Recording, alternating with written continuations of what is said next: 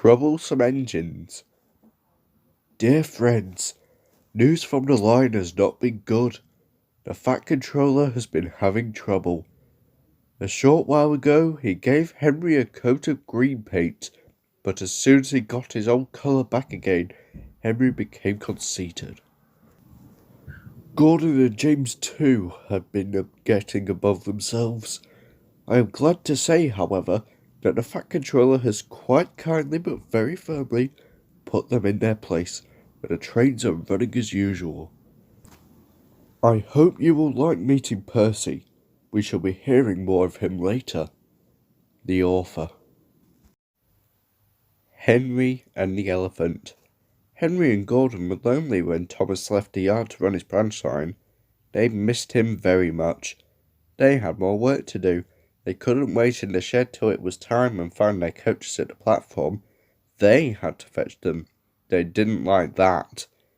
Edward sometimes did odd jobs, and so did James. But James soon started grumbling too. The Fat Controller kindly gave Henry and Gordon new coats of paint. Henry chose green, but they still grumbled dreadfully.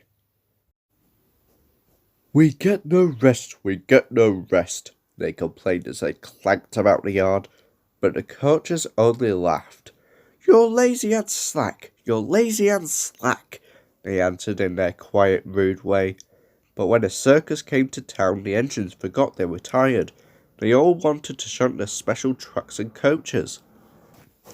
They were dreadfully jealous of James when the Fat Controller told him to pull the train when the circus went away. However, they soon forgot about the animals as they had plenty of work to do. One morning, Henry was told to take some workmen to a tunnel which was blocked. He grumbled away to find 2 trucks to carry the workmen and their tools. Pushing trucks, he muttered in a sulky sort of way.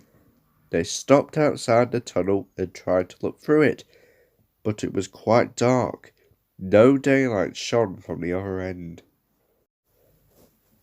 The workmen took their tools and went inside. Suddenly, with a shout, they all ran out looking frightened. We went to the block and started to dig, but it grunted and moved. They said, Rubbish, said the foreman. It's not rubbish. It's big and alive. We're not going in there again. Right, said the foreman. I'll ride in a truck, and Henry shall push it out. Wheesh, said Henry unhappily. He hated tunnels. He had been shut up in one once, but this was worse. Something big and alive was inside.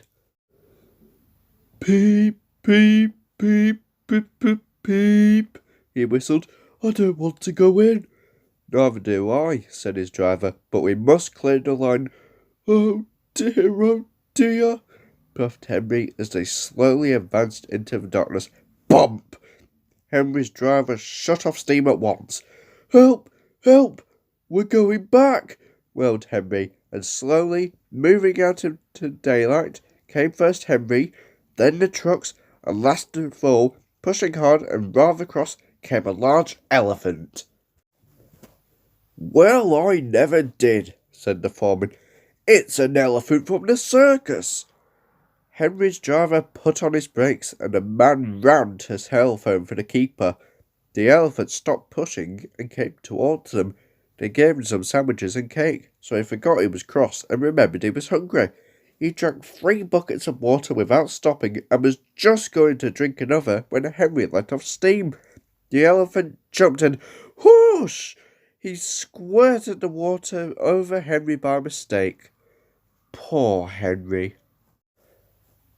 When the keeper came, the workmen rode home in the trucks happily, laughing at their adventure. But Henry was very cross. An elephant pushed me.